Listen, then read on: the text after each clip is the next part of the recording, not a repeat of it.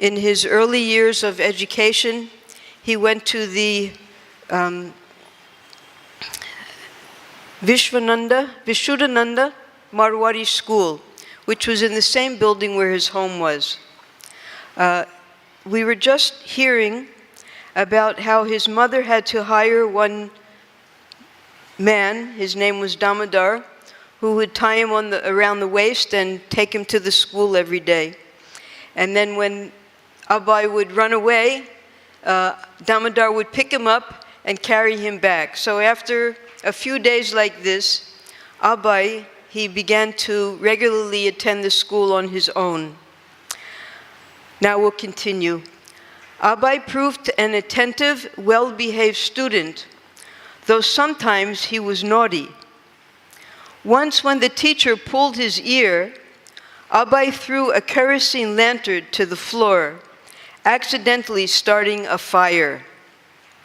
So Prabhupada explains later to his disciples that he was very strong-willed, and whatever he wanted, whether it was from his parents or his friends, he would get. So he was not accustomed to discipline because his father was very lenient with him, and his mother was the disciplinarian in the family. But there was another type of education that Prabhupada was receiving in his childhood, because many of the locals were actually illiterate, and they were getting their education just as we get our education here in the temple, by hearing Krishna Katha and Ram Katha, Mahabharata from the Shastras. And the system was that after rising early and working hard all day, whatever your duties were, in the evening, from about 8 or 9 o'clock until even sometimes 11 o'clock at night, there would be a speaker, and they would speak. So in those days, any common villager, even if illiterate, could recite from the Ramayana, Mahabharata, or Bhagavatam. Especially in the villages, everyone would assemble in the evening to hear from these scriptures. It was for this purpose that Abai's family would sometimes go in the evening to his maternal uncle's house, about 10 miles away, where they would assemble and hear about the Lord's transcendental pastimes. Now, not only they would assemble, but everyone in the village would come.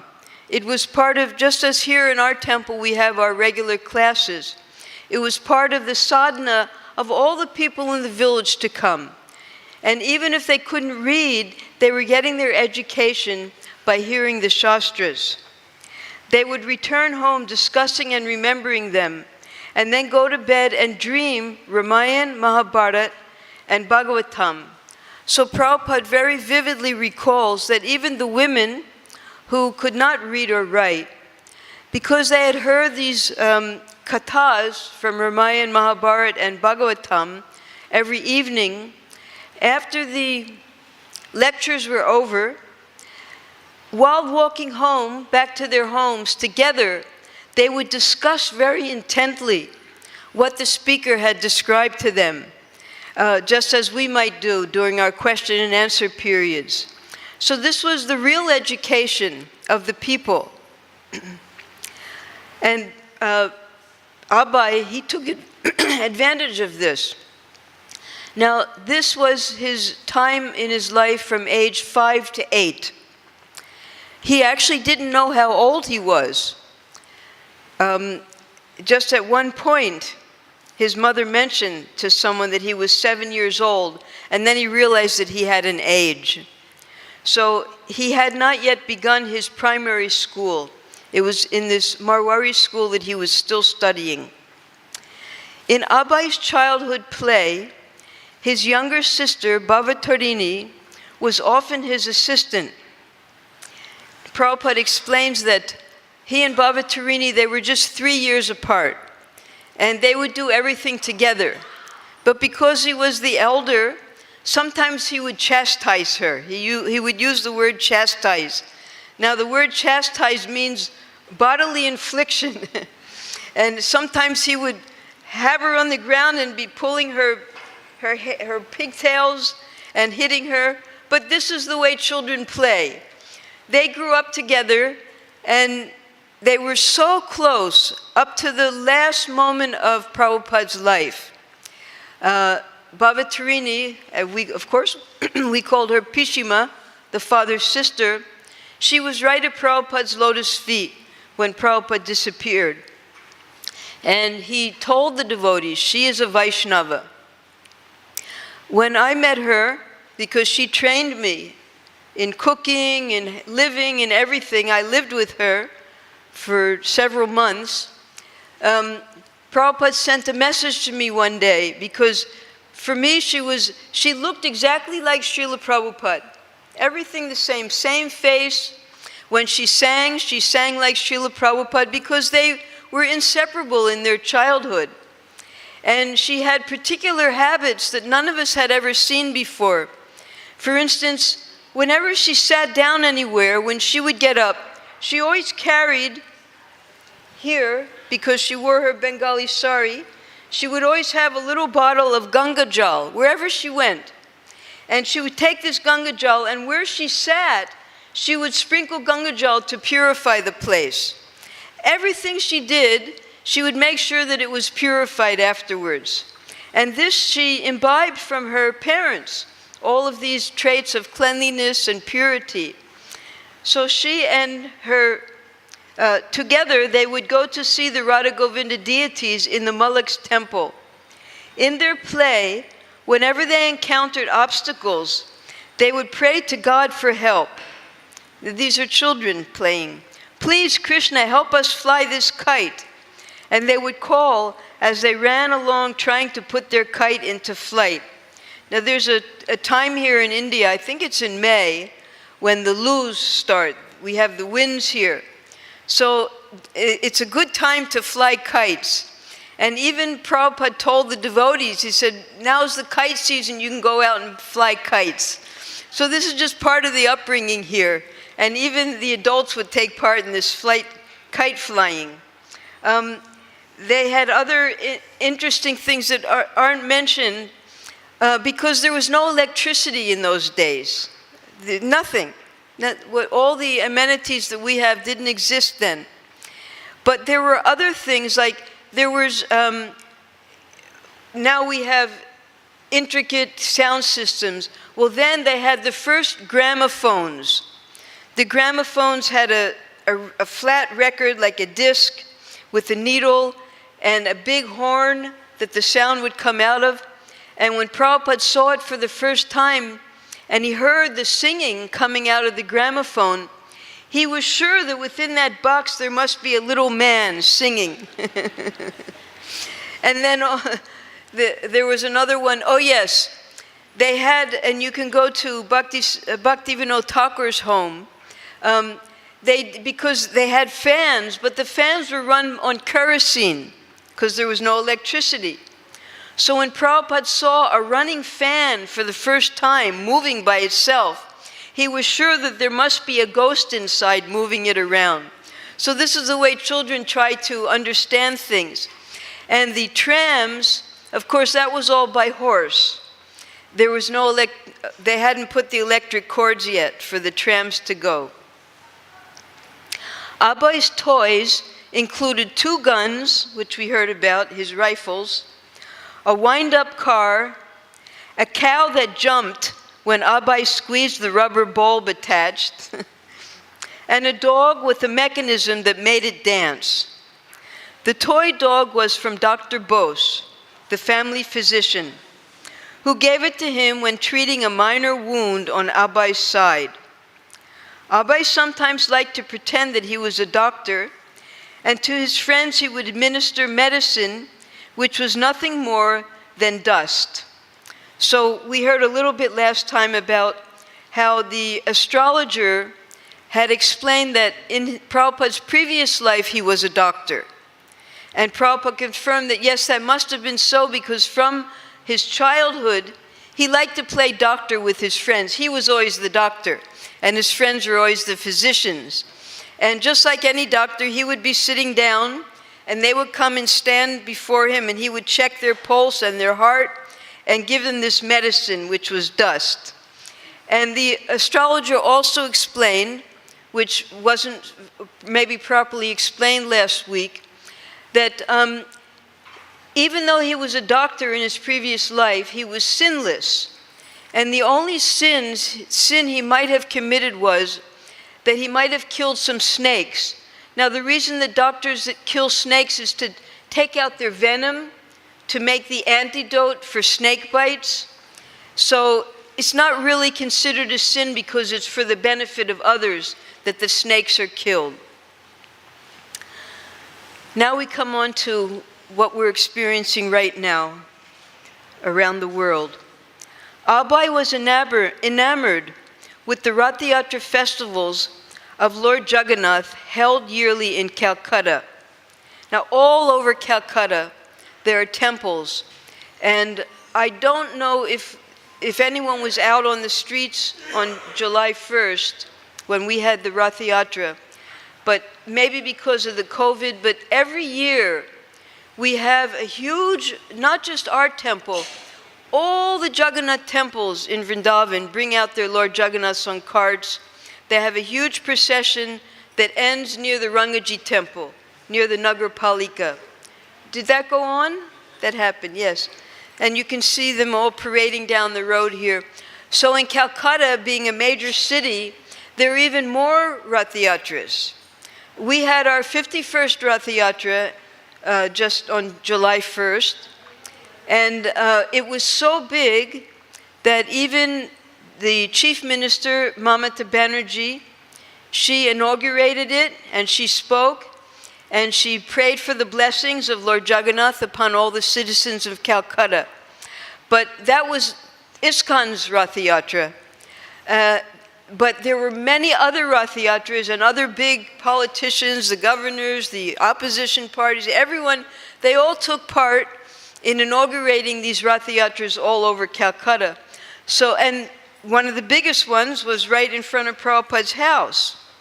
The biggest Calcutta Rath Yatra was the Mullaks, with 3 separate carts bearing the deities of Jagannath, Baladev, and Subhadra. Beginning from the Radha Govinda temple, the carts would proceed down Harrison Road for a short distance and then return. The Mullaks would distribute large quantities of Lord Jagannath Prasadam to the public on this day.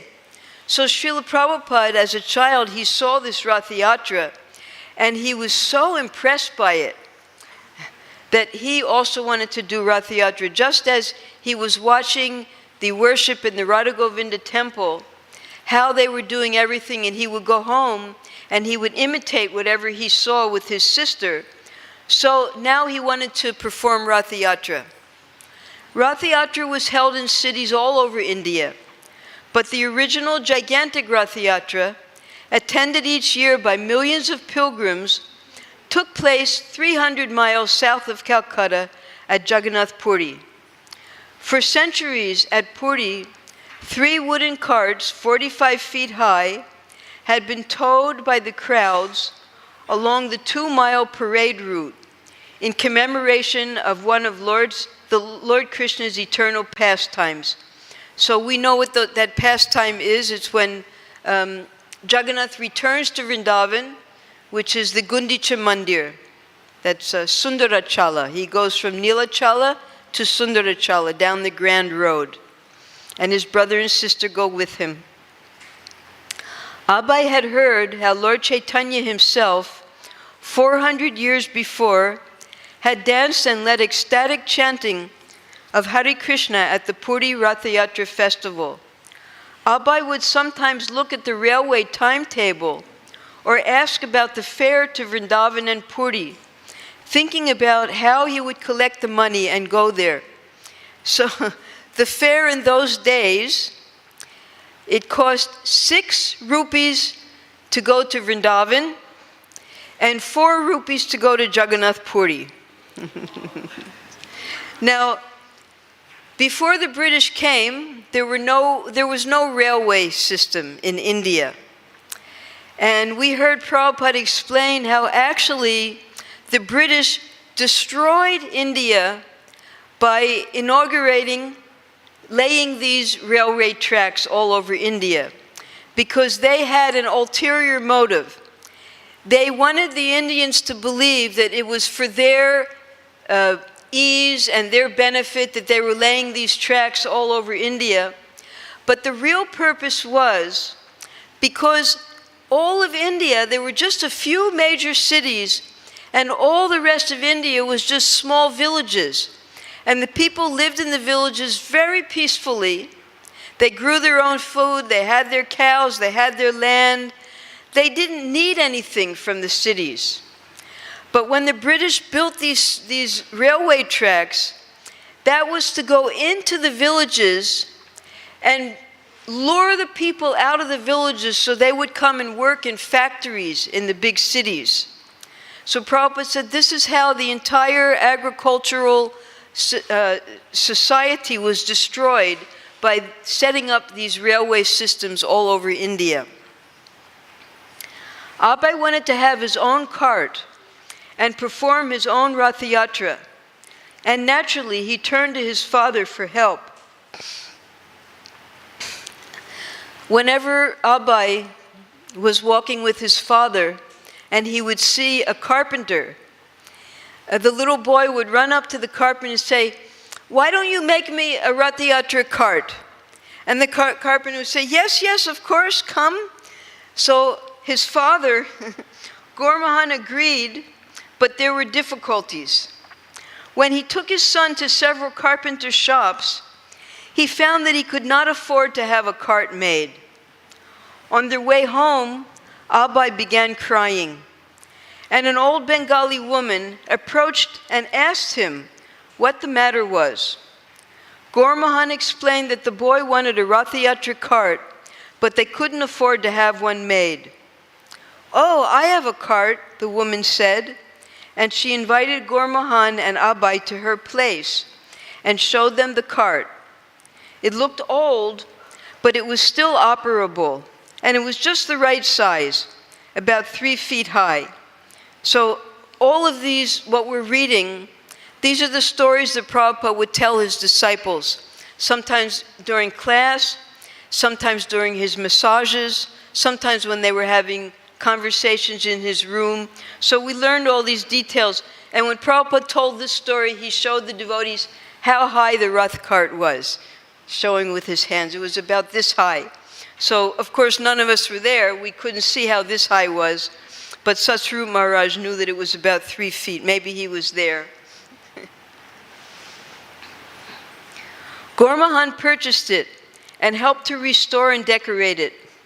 Father and son together constructed 16 supporting columns and placed a canopy on top, resembling as closely as possible the ones on the big carts at Puri. They also attached the traditional wooden horse and driver to the front of the cart. Now, while the big Rath Yatra was going on here in Mathura, and all the devotees had gone to Mathura, all the little children had assembled here, and they also had a small Rath Yatra festival going back and forth here in the garden. And then I think they must have gone around the temple. That's what they usually do. Abai insisted that it must look authentic. Gormahan bought paints, and Abai personally painted the cart, copying the Puri originals. His enthusiasm was great, and he became an insistent organizer of various aspects of the festival. But when he tried making fireworks for the occasion from a book that gave illustrated descriptions of the process, Rajani, his mother, intervened. So Prabhupada had found a little book that teaches how to make fireworks, and he was trying to do that, but Rajani stopped that. Abai engaged his playmates in helping him, especially his sister Bhavatarini, and he became their natural leader. Responding to his entreaties, amused mothers in the neighborhood agreed to cook special preparations so that he could distribute the prasadam at his Rath Yatra festival. Like the festival at Puri, Abai's Rath Yatra ran for 8 consecutive days. Of course, this is during the summer vacation of school. So he had 8 days that every day he would take the Rath Yatra cart out with his friends.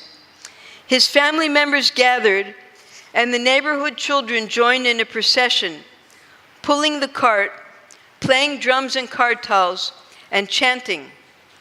Wearing a dhoti and no shirt in the heat of summer, Abai led the children in chanting Hare Krishna and in singing the appropriate Bengali bhajan. Now, this Bengali bhajan, we've been searching all day to find it.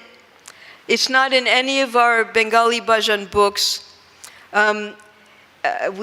We asked all of the Bengali singers, we called them up in Calcutta, and today in Calcutta they're having a big Pandal program.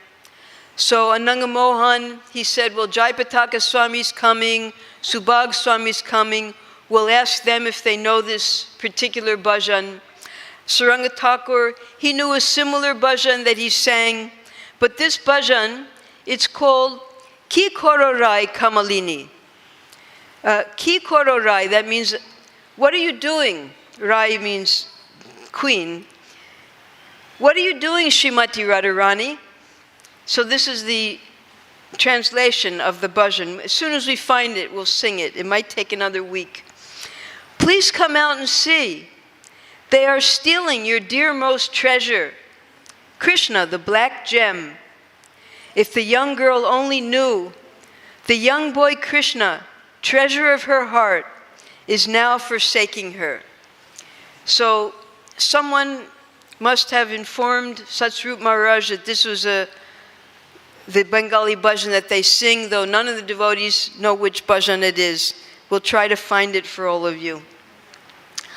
Abai copied whatever he had seen at adult religious functions, including dressing the deities, offering the deities food, offering arti with the ghee lamp and incense, and making prostrated obeisances.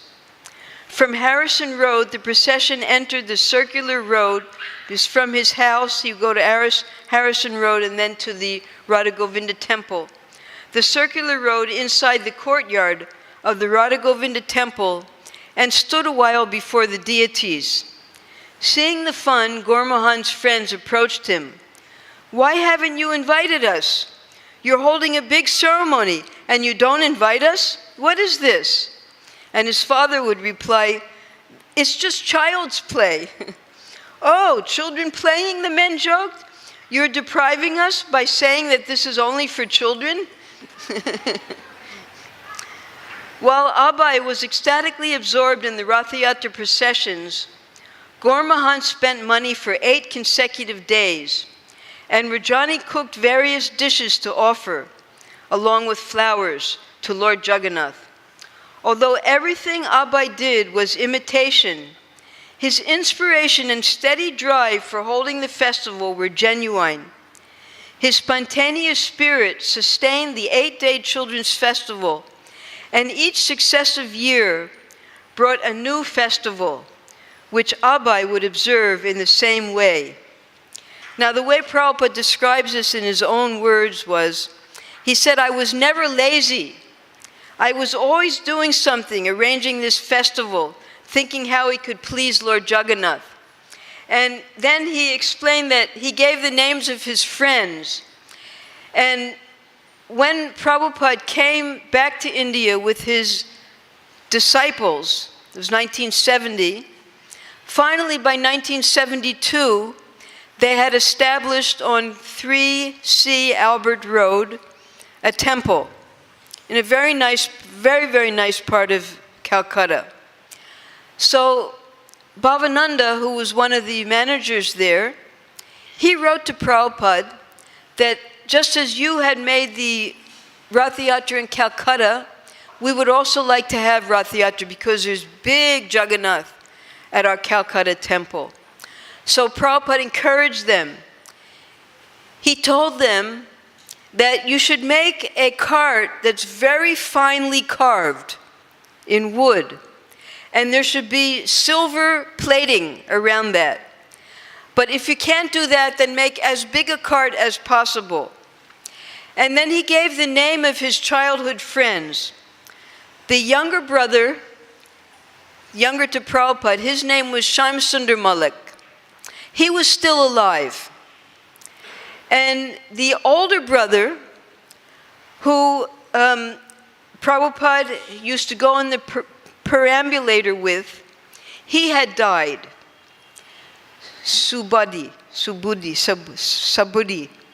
that was his nickname, and he would call Prabhupada Moti. And the younger brother, Shyam Sundar, his nickname was Gabi. Gabi? I think it was.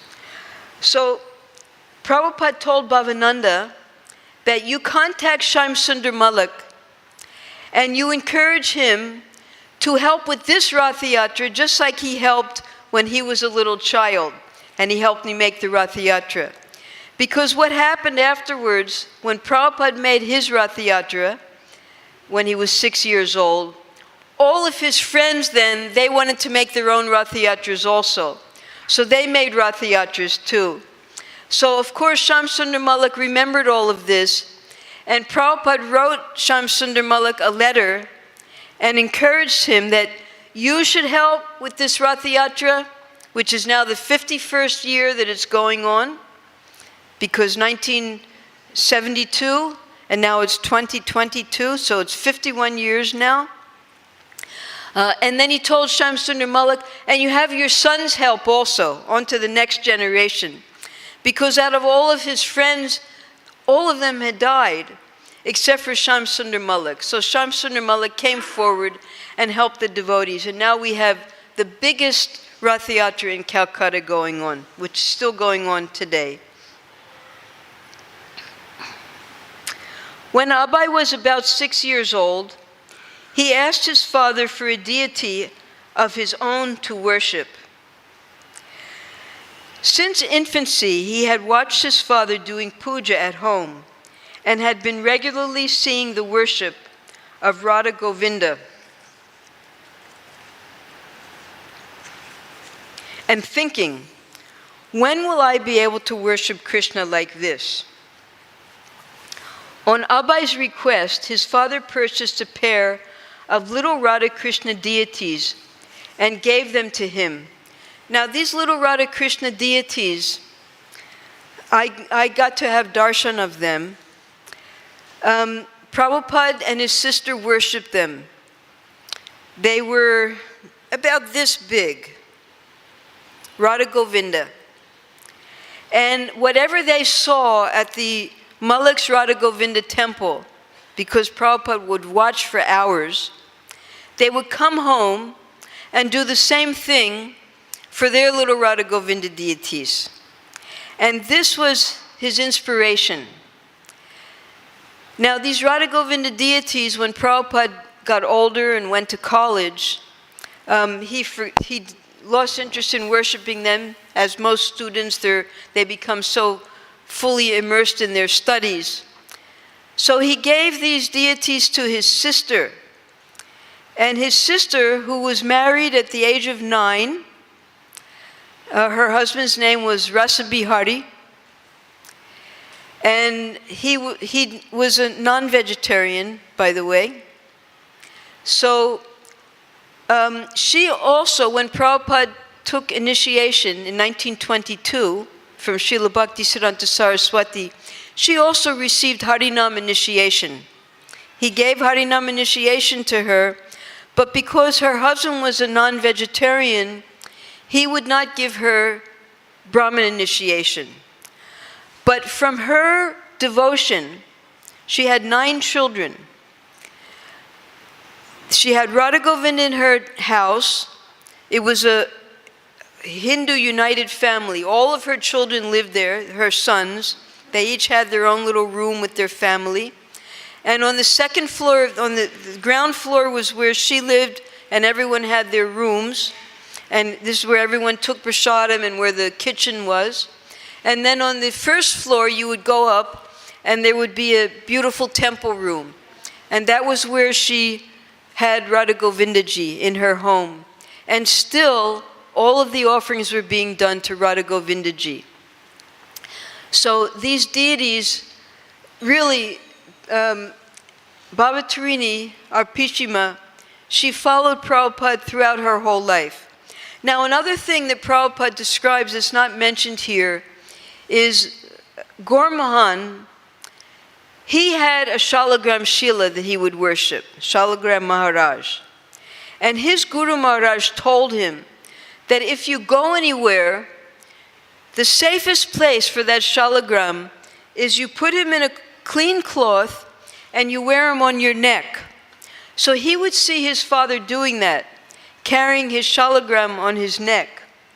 So he learned just by watching his father, how his father did the worship in his home to the Damodar deity, how he watched the Radha Govinda worship. He carried that over, and from his early childhood, this was age 6, his father purchased a pair of little Radha Krishna deities and gave them to him. From then on, whatever Abai ate, he would first offer to Radha and Krishna. And imitating his father and the priests of Radha Govinda, he would offer his deities a ghee lamp and put them to rest at night. Abai and his sister Baba Tarini became dedicated worshippers of the little Radha Krishna deities, spending much of their time dressing and worshipping them, and sometimes singing bhajans.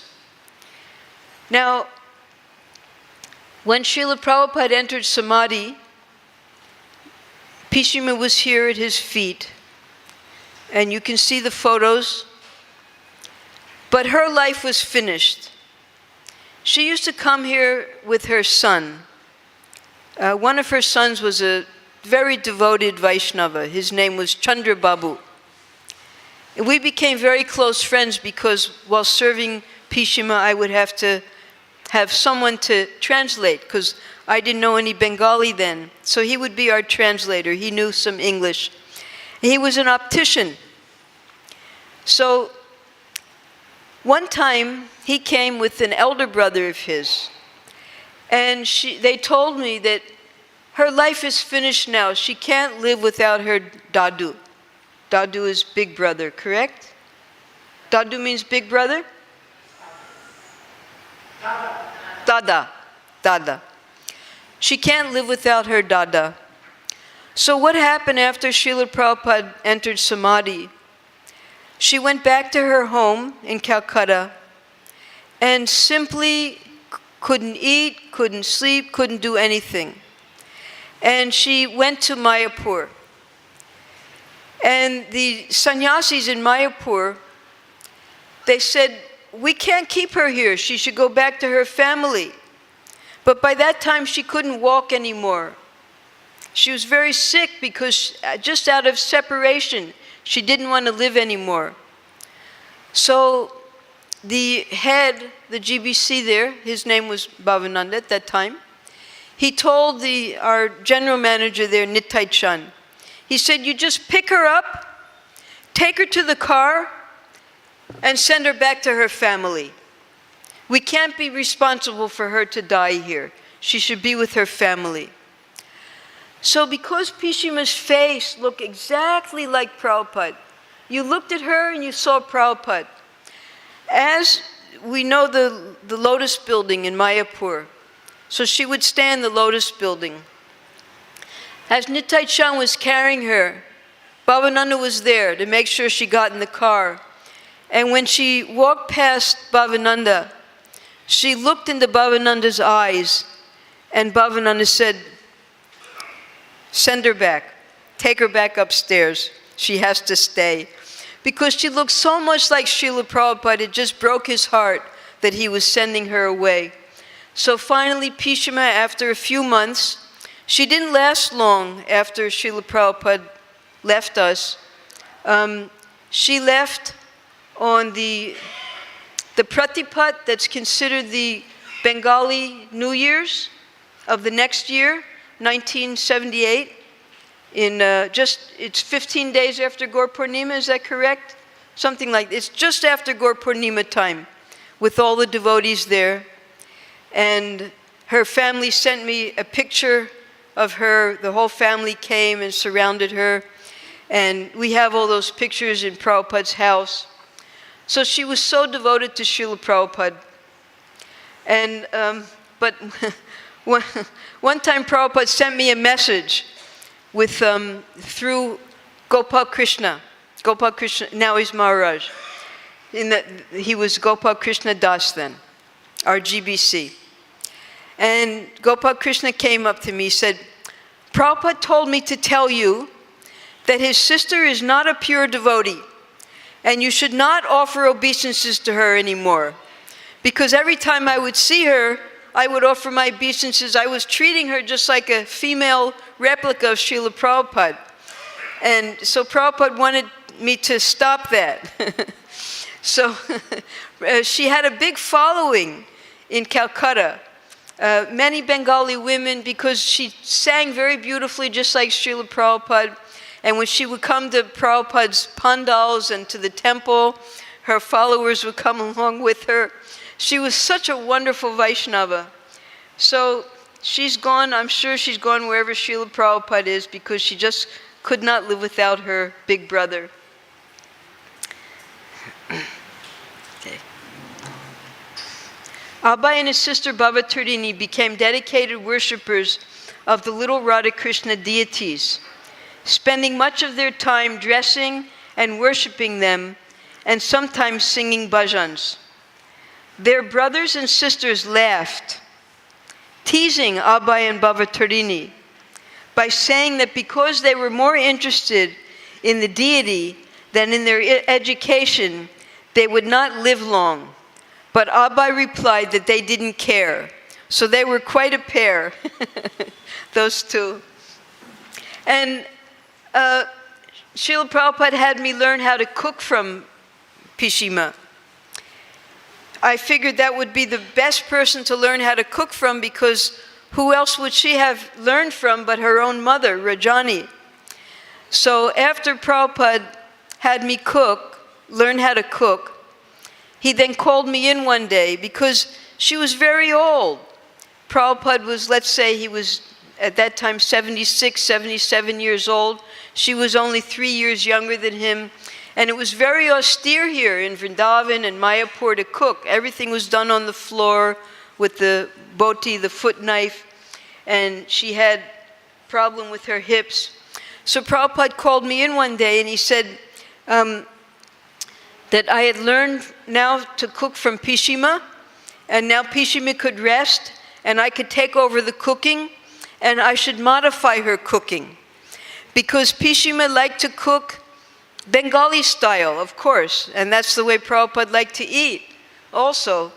But she would sometimes sneak in some mustard oil. And Prabhupada, when he ate mustard oil, he would get sick. So modify meant that the things that I knew that made Prabhupada sick, I had to take out. So she got to rest. She would come sometimes to the kitchen and tell me what Prabhupada wanted to eat. She would come to the window, this little window over here, or she would come into the kitchen itself. So Pishima, because we didn't have the opportunity to do so much personal service for Prabhupada being women, she gave us the opportunity to learn how to serve Prabhupada. And we were very grateful to her for that. And in the end, Prabhupada said, she's a Vaishnava, and he had her cook for him in the end, although he wasn't able to eat, just to increase his appetite. Before he left this world, every day she would cook something for Prabhupada, and he would take a little this or that. They kept a record of every single thing that Prabhupada ate. So she was with Prabhupada up to the very end. Once a neighbor asked Abhay's mother, "How old is your little son?" "He's 7, she said, as Abhay listened with interest. He had never heard anyone discuss his age before, but now he understood for the first time, "I am 7. In addition to the education Abhay received at the kindergarten, to which he had at first been forcibly dragged, he also received private tutoring at home from his 5th to his 8th year. He learned to read Bengali and began learning Sanskrit. Then in 1904, so it's 1896 to 1904, he was 8 years old. When he was 8 years old, Abai entered the nearby Motilal Seal Free School on the corner of Harrison and Central Roads. Now it's called Chittaranjan Avenue. So Motilal Seal, we had learned that the Suvarna Vanik community is made up of two major families, the Days and the Seals. They were very aristocratic, wealthy families of Bengal, and the most wealthy and aristocratic within Calcutta.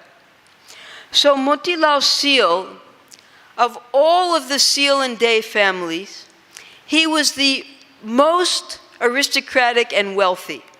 He was called the Rothschild of the Bengalis. He was so wealthy. He was such a good businessman, and he was completely honest. He had his businesses in every single aspect of business. In real estate, in production, in exporting. He had his own ships for exporting. Anything that had to do with money making, he was a part of it. And he took the proceeds of his money and used it for humanitarian activities. Because in Calcutta at that time, because the British had made Calcutta their capital, the British were also, they brought their Christian missionaries, the Jesuits and the Scottish fathers, and they set up the schools like Scottish Church College. And at the same time they were giving education, they were also trying to convert. And the aristocratic Hindus, especially the higher class, they revolted against this, that our children are being sent to the British schools and they're losing their own culture. So there was a social revolt amongst the higher class Hindus, that we have to have our own schools to teach our own children our own culture. So they had a big meeting, and they tried to raise funds, decide what schools, what type of organizations they would make. Everyone was giving little bit, and then suddenly, Motilal Seal, he said, I give 1 lakh of rupees. 1 lakh of rupees was 20 times that much in those days. So with that money that he gave, he opened up schools, he opened up free prasadam distribution centers, he made temples, many different schools he made. But this school, this Motilal Seal Free School that Prabhupada went to, first it was in his house, and then later they made the big building. Show you the building. It's not.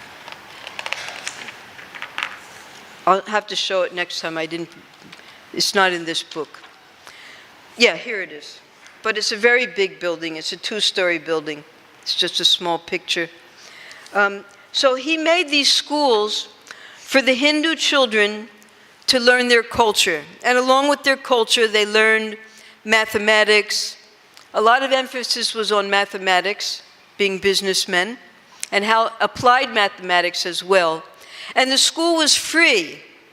So all the Suvarna Vanik families, they sent their children to this school. But there was a limit. Although the school was free, only 500 children were allowed to be in the school. So fortunately, Abai was one of those children, and he started at age 8. We can read on. Motilal School was a boys' school established in 1842 by a wealthy Suvarnavanik Vaishnava. The building was stone, 2 stories, and surrounded by a stone wall. The teachers were Indian, and the students were Bengalis from local Suvarnavanik families. Dressed in their dhotis and kurtas, the boys would leave their mothers and fathers in the morning and walk together in little groups, each boy carrying a few books and his tiffin. The books were even given for free. There was a fee of 1 rupee per month, which was used for the mathematical apparatus within the school that the children had to pay. Inside the school compound, they would talk together and play until the clanging bell called them to their classes. The boys would enter the building, skipping through the halls, running up and down the stairs, coming out to the wide front veranda on the 2nd floor, until their teachers gathered them all before their wooden desks and benches for lessons in math, science, history, geography, and their own Vaishnav religion and culture. So this is the difference between the missionary schools and the school that was set up by Motilal Sio. They were learning their own culture in this school. Classes were disciplined and formal. Each long bench held 4 boys who shared a common desk with 4 inkwells. If a boy were naughty, his teacher would order him to stand up on the bench. And the Bengalis had experience of this, right? A Bengali reader the boys studied was the well-known folk tales of Bengal. Now, you all have to read this Folk Tales of Bengal. It has the most amazing, has anyone ever read the book? Amazing stories. These stories, even if you're an adult, you'll become scared reading them, all about rakshashis and cruel stepmothers and stories that teach you the difference between good and bad. That's really the moral of each of the stories. The bad person never wins in these stories. But when you hear how bad they are, you become so frightened. So these were the moral stories that they were learning from the folk tales of Bengal. You can read them, you can download it easily and read all the stories. Beautiful pictures. A collection of traditional Bengali folk tales. Stories a grandmother would tell local children. Tales of witches, ghosts, tantric spirits, talking animals, saintly Brahmins, or sometimes wicked ones, heroic warriors, thieves, princes, princesses, spiritual renunciation, and virtual marriage. So these are all of the social fiber of the Hindu culture. And being young children, they learned it through these folk tales as part of their curriculum. In their daily walks to and from school, Abba and his friends came to recognize, at least from their childish viewpoint, all the people who regularly appeared in the Calcutta streets. And Prabhupada has so much to say about these people that he would see in the streets. Their British superiors traveling about, usually in horse-drawn carriages, the hackney drivers, the bungis, who cleaned the streets with straw brooms. Now, we're not allowed to use the word bungi anymore, but now they're called jamandars, right? Who cleaned the streets with straw brooms, and even the local pickpockets and prostitutes who stood on the street corners. So Prabhupada, he would describe all these different characters to his disciples, and we'll go through them because due to space, they weren't described so much here. The bungis, that's the street sweepers. Now, even when we came here to Vrindavan, there was no sewage system. And in Bengal, it was the same. They had a system where you would go to the latrine, and then people would come with their parats, and they would collect all of the stool into the parat and carry it away on their heads. I don't know where they took it to, but it would go somewhere. So, I've seen this. You see, yes, anyone who's above age 60 would have seen it, right? So we would see it here, it would happen here also. in Vrindavan and all over India. That was the system. But Prabhupada says that these cleaners, although they were carrying stool, if you went to their houses, they were spotlessly clean, and they even worshiped deities, some of them. They were devotees. But that was according to their birth, that was their duties to perform. They were very clean, most of them. And these people, although illiterate, still they would have the opportunity to hear Ramayana, Mahabharata, Bhagavatam from the speakers. So these are what's called here bhangis, though that word has now been removed. And then the local pickpockets. So Prabhupada would be walking down the road, and he would see the pickpockets stealing from he learned how they did it. And the pickpockets would see Abai, and Abai would see them stealing. So when the pickpockets would see Abai, they would become, like, oh no, he knows that I stole. What if this little boy tells on me? So Prabhupada knew who all the local pickpockets were, because he would see them stealing. And then the prostitutes. Now, Prabhupada, he speaks many, many times about this social system of prostitution in Bengal. I'm going to describe it to you because Prabhupada described it so many times.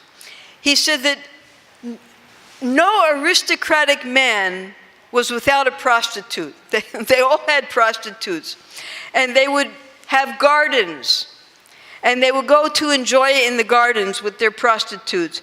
But these prostitutes were also Vaishnavas. And the wealthy men, they would build temples for their prostitutes to worship in. And some of these, like the Kanchan Kamini temple, it was one of the men's prostitutes, but he built a beautiful temple. He used to deal in Belgian glass. So he built a whole glass temple for her. So many of these prostitutes, by profession they were prostitutes, but actually they were Vaishnavas. Then he said that even the cleaning woman in the servant lady in his home, they would be paid so little, maybe 2 rupees a month at each home. They would get then 5 rupees, 10 rupees a month. And it wouldn't be enough for them to maintain their family. So he would see them standing on the street. He would see the pickpockets standing on the street. He would see the prostitutes standing on the street. And it would be the same women who came to do service in his home. The barber's daughter, she would be there. Because this is how they had to make money in order to maintain their families. They were very poor, and therefore it was part of the culture to engage in prostitution. And then Prabhupada talks about how these wealthy men, of course I won't go into all details, but of course it was never previous, but then Prabhupada saw the change in the culture, that at weddings they would have dancing girls, and all the men would watch the dancing girls. Now, one time we were with Prabhupada in Mayapur, and, we have dancing girls in our temple. The young girls, they learn how to dance Odissi and Bharatanatyam. So one of the main dancers who was teaching all the little girls how to dance in one of our ISKCON temples came to show Srila Prabhupada some of the pictures of the girls dancing. And she thought Prabhupada would be pleased. But what she didn't know was that when you dance in a temple, you're dancing for the pleasure of their lordships, for the deity. So you always dance facing the deity, and the people are watching on the sides. But she had the children dancing with their backs to the deities. And Prabhupada became quite upset when he saw the pictures, that how you can dance for the pleasure of the deities with your back to the deities. And he became upset.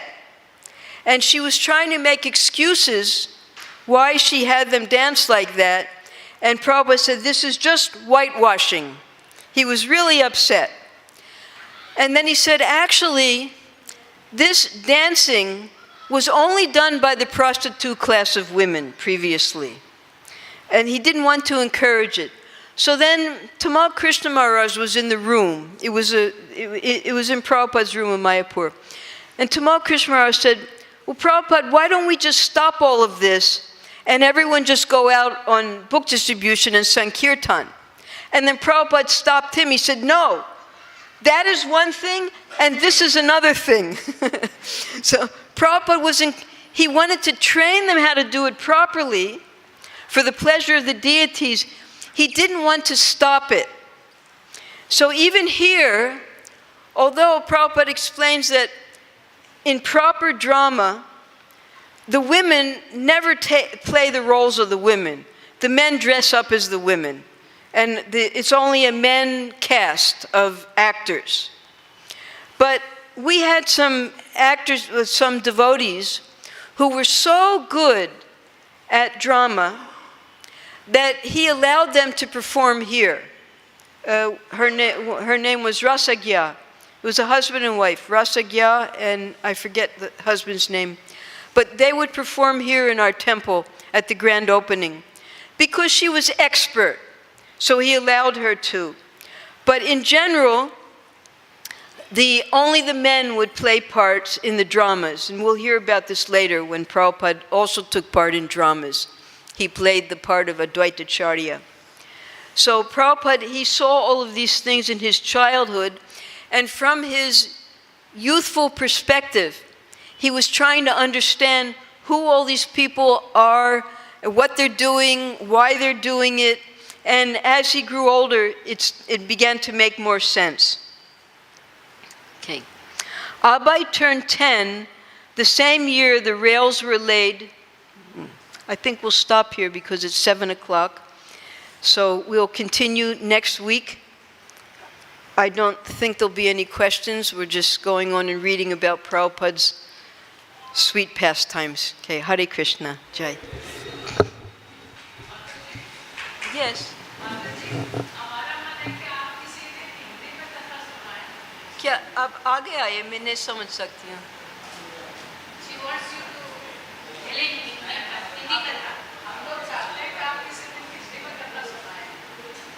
आइए.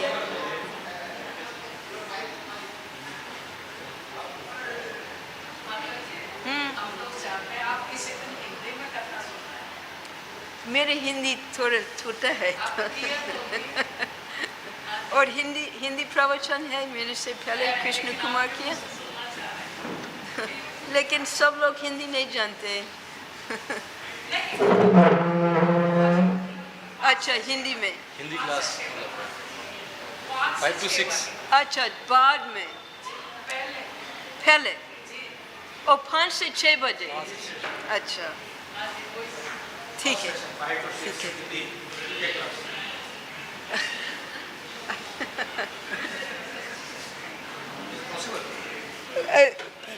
You'll be very disappointed with my Hindi.